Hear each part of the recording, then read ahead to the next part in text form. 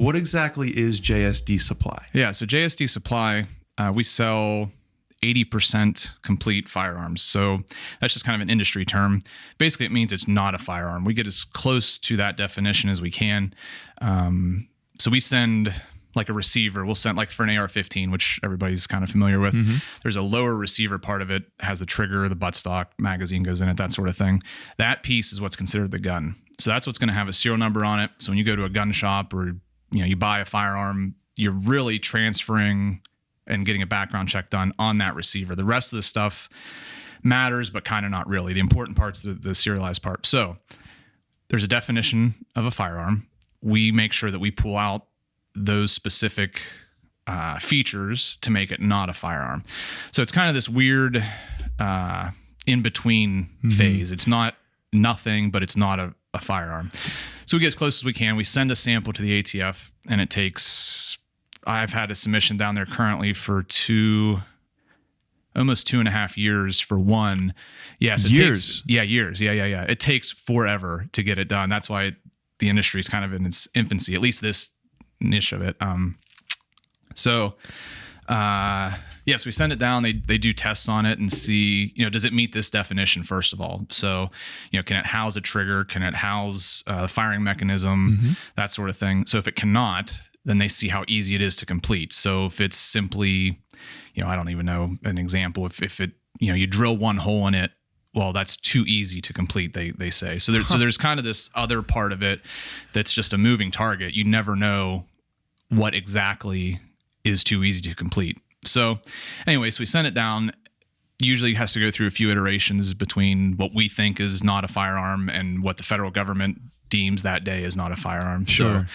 So it's a lot of back and forth. So they're testing your product basically. Oh yeah, they test it in every capacity. Yeah. So it used to be you could just send down the receiver and say, this is what I want.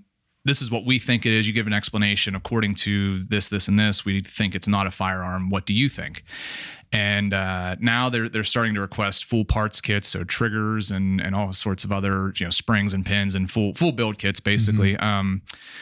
They've been asking for jigs, so there takes a corresponding part to finish it. Okay. So it's a drilling fixture of sorts or a milling fixture, just different ways to finish out the receiver depending on what it is.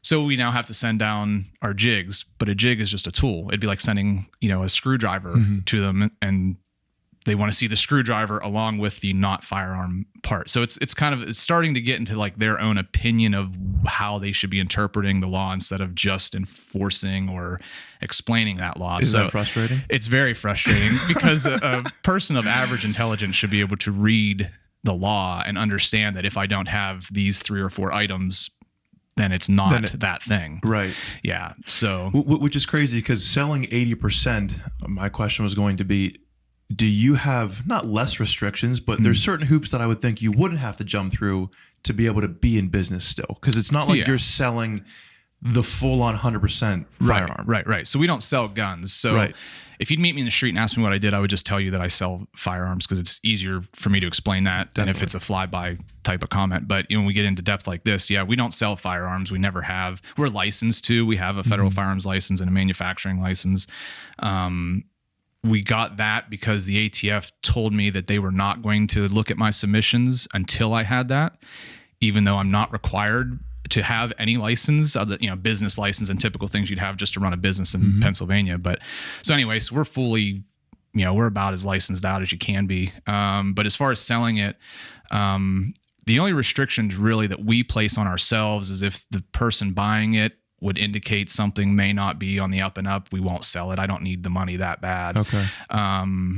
Like felons or prohibited people. So if you can't buy a firearm, you cannot complete your own firearm. So if we have to explain that to somebody and it still doesn't seem like, oh, that's cool. Yeah, I can own a firearm. Okay, well then here, you can buy this. If they're still kind of dancing around, we won't sell it. I mean, we're for freedom 100% across the board. We think that anybody that should own a firearm or could own a firearm should if they want to. And that's what we provide is the freedom to do that. But we also follow the law, of course, as a good citizen and a human, we want to do the right thing too. So, we don't get a whole lot of that. There's news articles and reports to try to make it sound like that's our market. but it's not. Criminals are super lazy. These things actually take work to do. Yeah, right. So they're going to steal a gun. They're not going to stop by or order online with a credit card and have me shipped to their address type of thing. So it's almost non-existent of criminals buying, obtaining, or using our product or any other retailer's product. Are most of your customers in it for self-defense? Yeah, that's the way it is this year. Okay. When we first started in 2013, it was hobbyists mostly. We didn't sell a ton. It's really gotten popular in the last couple of years, but and the industry's changed too. It used to basically just be AR-15s, and they're kind of hard to finish. So the technology has made it a little easier as far as the finishing jigs.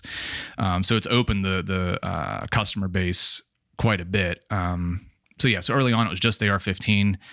There's now a Glock compatible system out there. We do a lot of those, and then we've developed a Sig Sauer P320 style receiver as well. So that's the kind of the newest one out there, and there's several other companies coming out with different new platforms, which is great.